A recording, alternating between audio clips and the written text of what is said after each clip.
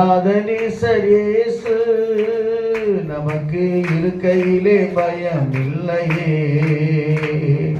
கைவிடாத நேசரேசு நமக்கு இருக்கையிலே பயம் இல்லையே. கூப்பிடுகிற காக்கை குஞ்சிக்கும் விழை கூட்டும் தேவன் அல்லவா.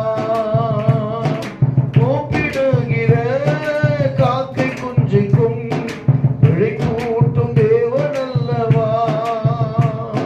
அவைகளை பார்க்கிலும் மேன்மையான நம்மையும் போஷிப்பது நிச்சயம் அல்லவா.